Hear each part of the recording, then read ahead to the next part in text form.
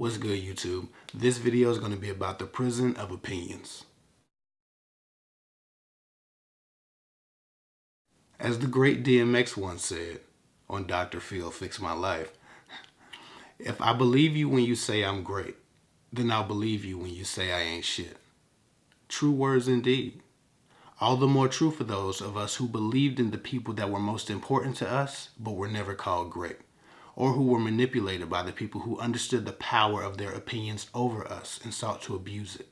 In the context of dreams, goals, ambitions, self-esteem, and social acceptance, if you have given me the belief I have in myself, then you also have the power to take it away.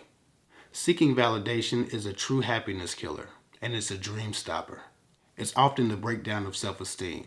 This is where we learn to doubt ourselves. Anywhere that validation is sought after but refused, we replace that outside validation with insecurity. The most useless thing in this world for someone seeking happiness and/or contentment is other people's opinions. They anchor you in place, they freeze you in fear, they create obstacles even where few exist. The thought of being invalidated stops the growth and the progress in way too many people's lives. You can't just live in a box because you don't want to embarrass yourself or disappoint people. The only things that I regret in life are the things that I wanted to do or wish I had done but didn't. And that was usually because I was too embarrassed or too afraid to look stupid. There were times that I didn't talk to girls, dance in public, pursue my ideas, speak in large crowds when I had something to say, pursue public aspirations or dreams like even this YouTube channel or stand-up comedy. The point is, there's so much power in not being controlled by the fear of looking stupid.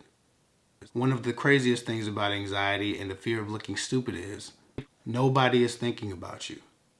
90% of the people around you are too busy focusing on their own shit to give a crap about if you make a mistake or fail publicly.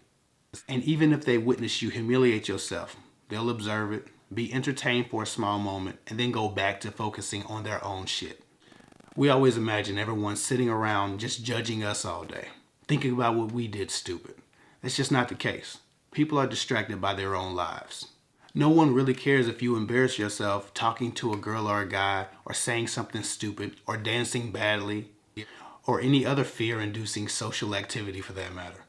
Every day, my personal goal is to give less of a damn about the opinions of others than I did the day before. And every day, I'm more dangerous for it.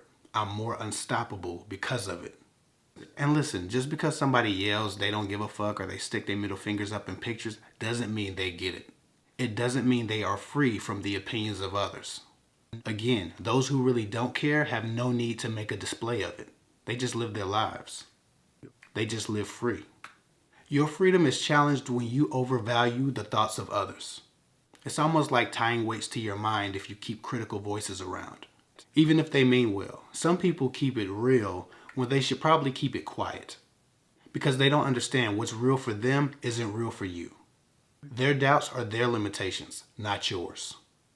What will people think is the most destructive question we can ask ourselves before doing anything.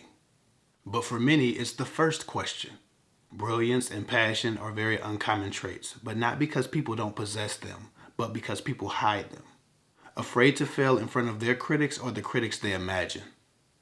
The greatest minds among us spend their time producing and creating freely. The smaller minds who cling to the optics and the way things look spend their time judging, doubting, and critiquing. Usually others because they're not busy enough or productive enough to critique themselves. They don't have enough to do. There are those of us who rather watch than be watched, who'd rather judge than be judged. In this life, at any given moment, you are either a spectator or the spectacle. Far too many people hide their gifts and abilities, trying to remain a spectator, afraid of the attention that a spectacle might get. They choose to watch life instead of living their lives, and that's because the audience is faceless and not subject to judgment. Each spectator fits in with the next, and that's all some people want to do, is fit in, even if it means crushing their own dreams to do so. I personally believe that a person's greatness is determined by their impact. With that said, those who live the most impactful lives can't help but become a spectacle for those impacted, but also for those who witness. So what then? Should those of us who've been given gifts, passions, and abilities sit quietly as to not be judged? Hell no. In order for me to start making an impact and make this channel, I had to stop caring so much about looking stupid or what someone might say about me. Or if someone I knew from a while ago saw my videos and started making fun of me in private to other people who might know me. Or if I was handsome enough, or if my voice was nice enough to gain the approval of those who might see me.